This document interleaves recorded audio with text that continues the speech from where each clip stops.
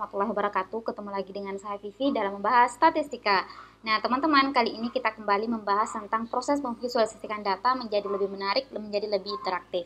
Kali ini dengan menggunakan media baru yaitu Floris. Floris ini teman-teman bisa akses di media pencariannya teman-teman dengan cari app floris.studio, atau teman-teman bisa langsung tulis Floris atau dia akan muncul kalau memang pernah dicari. Tapi kalau teman-teman belum pernah cari, silahkan tulis Floris saja, nanti akan muncul aplikasinya dan kemudian teman-teman akan diarahkan untuk masuk dengan Google atau akun emailnya teman-teman.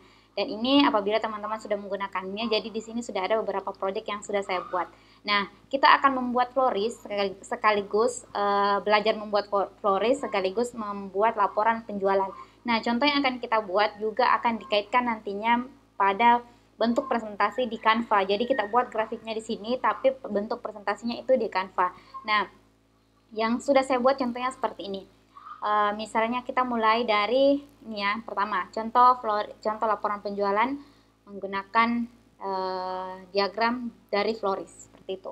Nah, ini dia beberapa diagram yang sudah saya buat, contohnya yaitu pencapaian target. Jadi kita bisa melihat penjualan setiap bulan melampaui target yang telah ditentukan. Nah, bagusnya pada saat kita mengubah data di Floris, di sini juga akan otomatis berubah. Berbeda pada saat kita menggunakan langsung diagram yang ada di Canva. Next, di sini ada pencapaian target masing-masing berdasarkan kategori produknya, ritme penjualan. Nah, di sini bagusnya bisa interaktif karena teman-teman bisa memasukkan filter ya. Misalnya bulan 4, teman-teman mau lihat penjualannya khusus, bisa langsung seperti itu. Kemudian ada penjualan by kota, ada segmentasi di masing-masing provinsi, kemudian ada persentase segmentasi, kemudian ada kenapa home office. Misalnya kan di sini dilihat bahwa home office sedikit.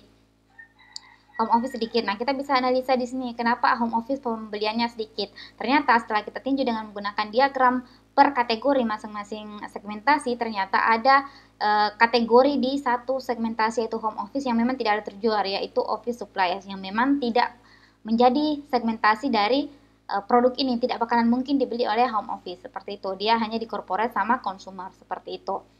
Nah, selanjutnya kita bisa lihat kategori produk menggunakan diagram lingkaran seperti ini sudah tadi ya, contohnya di segmentasi. Nah, teman-teman bisa melihat menggunakan subkategori. Di sini subkategori dari masing-masing produk. Jadi di masing-masing produk ada subkategorinya lagi, belum langsung produknya, ada subkategorinya. Misalnya di teknologi ada phone, kopir sama aksesoris. Nah, teman-teman juga bisa filter. Jadi ada fitur untuk menambahkan filter di bagian Florisnya, bukan di bagian Canva-nya. Jadi ini mengikut dari Floris. Jadi data bisa lebih interaktif seperti itu. Jadi kita akan buat mulai dari awal, mulai slide pertama sampai slide terakhir. Jadi satu video satu slide seperti itu. Sampai jumpa di video kedua untuk membahas tentang bagaimana pembuatan pencapaian target dengan menggunakan diagram batang. Dadah!